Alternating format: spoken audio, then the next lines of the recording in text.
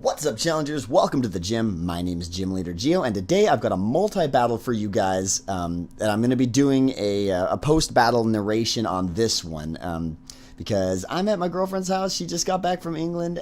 She did a study abroad over there, and I'm really excited. But I didn't bring my camera with me, so rather than using the crappy built-in one and doing a battle that way, I thought I'd just show this one because it was a really fun battle. It is a free-for-all battle that we did on the stream for the hype stream for Mount Silver Battles, the new channel that I'm a part of. I really recommend you guys go check it out. There's a lot of really cool new starting up and slightly smaller directors that are on that channel who are going to be having videos. My first video will be going up on August the 8th, so definitely check that out, guys. I think you'll really enjoy that. I'm just going to give you a little bit of a hint, but that video is going to have a really interesting battle mechanic in it. It's not going to be something you guys are seeing too often, but I'm going to go over this battle with you guys that we had right now. This was a free-for-all battle that we had on the stream, and Nips was hosting the stream. Nips going to be one of the directors on Mount Silver Battles also. I was on the team with Ryan, who's also another director, and we had a fan from the stream join us, GamerXpertHD. So I was bringing the Fire-type gym back, and for this battle I decided to bring Suns Out, Guns Out, the Charizard-Y that we're all familiar with. Mr. Fresh himself, look at him. Oh, he's so majestic, so beautiful. And Heatran, just to sort of cover a little bit of the, to mix up the weaknesses and the resistances a little bit of my team. Ryan ended up bringing the Eviolite, Rhydon, the Beheeyem, and the Wigglytuff, and my opponents were bringing the Poliwrath, Butterfree, Mega Medicham, and the Nips was bringing Gerald the Muck, the famous Gerald the Muck, the even more famous Big Boy Man, the Regirock weakness policy that we all know so well. That thing is an absolute beast, and he brought the Espeon. So I'm going to hit play here, and we are going to get into what we saw this battle. So, Nips and GamerXpertHD issued the challenge. Look at them in their beautiful outfits. Absolutely fantastic, but I think mine's better. Look at that. All matching head to toe. Guns Out and Rhydon as our leads. And they lead with the Medicham and the Espeon. So, at this point, I knew the Medicham was going to evolve, Mega Evolve here. Is in a pretty good position. I wanted to Mega Evolve here. Now, I anticipated the Fake Out, so I knew I wasn't really going to have a turn here. So, I went for the Protect here. Anticipating that the Fake Out was going to go off on me.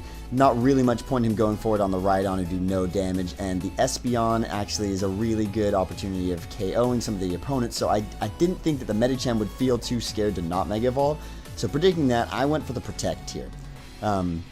I also thought that the Rhydon might have gone for a Rock-type move. I wanted to block against that. The Fake Out does come through. I didn't know what the Espeon was going to do, but he ended up going for the Grass Knot on Giovanni and one-shots it. The 4 times effective Grass Knot on a big beast like that.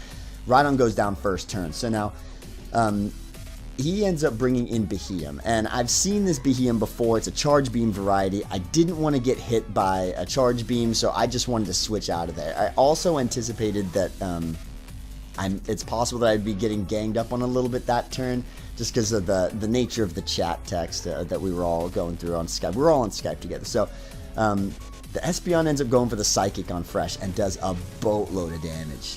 A lot of damage to Fresh. So we see the Life Orb on the Espeon. Medicham goes for the Psycho Cut on Fresh, and so I knew it could take that. But then I also get hit by the Charge Beam, and Beheeyem gets the special attack boost, and I end up going down. I got 3v1 that match.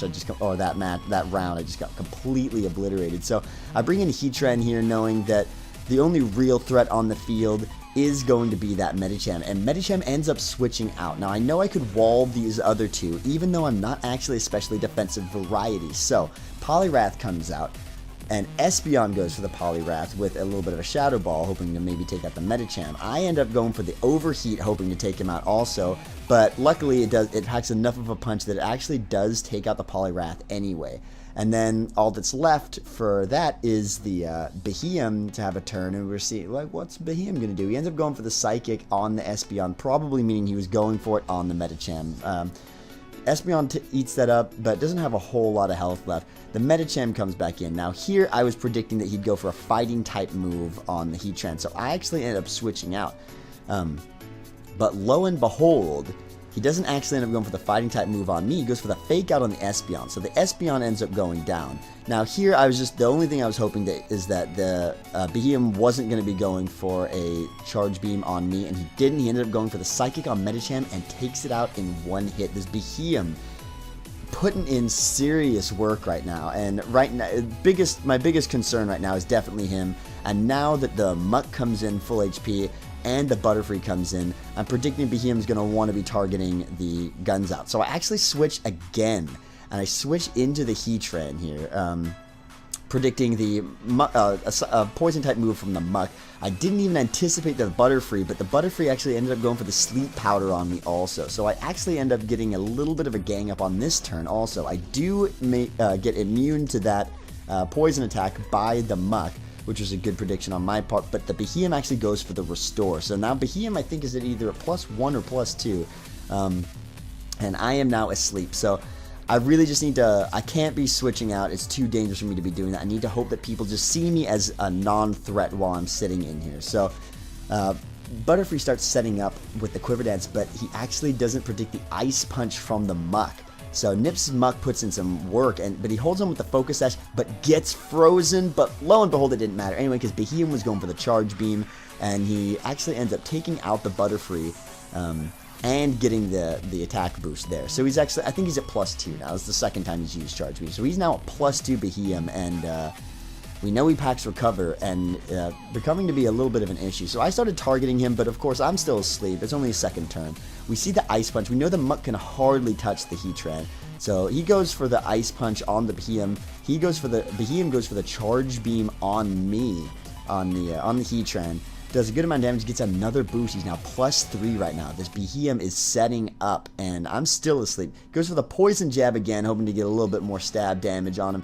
And he gets the Poison Touch here, which was huge, but Beheeyem goes for the Recover here. So Beheeyem stays up, still at +3, and he's got so much power on behind this Beheeyem now.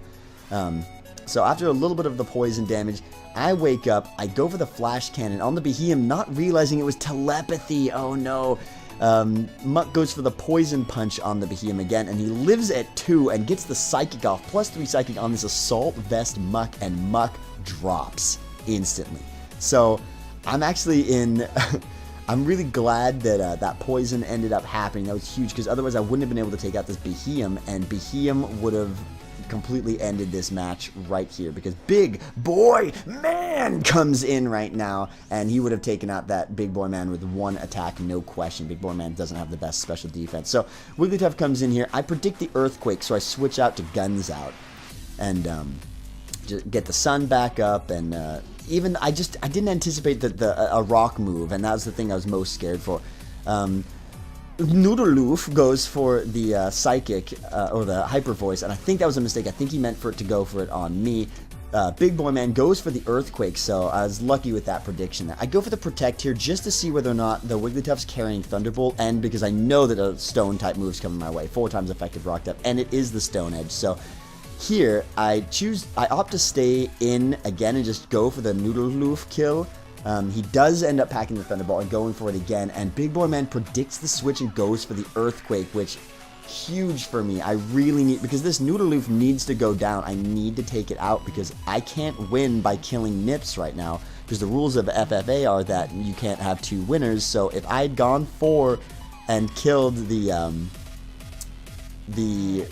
Big Boy Man right there with a Solar Beam, then I would have gone down. So he does go for the Stone Edge. I had to take out the Noodleloof there and hope that that I stayed alive, or that he missed the Stone Edge or something. But I go down, I go for the Flash Cannon here. Specs Flash Cannon does one-shot the Big Boy Man, which is important, because otherwise he would have gotten that 4 times effective Earthquake off, and I would have lost the game. So that was the game, a super close 1-0 victory, but I do take home the W on the stream's second ever FFA. I believe Hermsaur took home the first one with Science, which you should definitely check out on his channel. I will leave a link to that in the description down below also. If you guys are really interested in checking out the Mount Silver Battles collaborative channel, I will leave a link for that. Really think you guys should check it out. It's going to be a lot of fun, and you know, it's being hosted by big name people. You know, everyone's heard of X Reservation and Moody Pawns, and those guys are kind of spearheading the bringing back of the Mount Silver battle, so I'm so excited to be a part of it.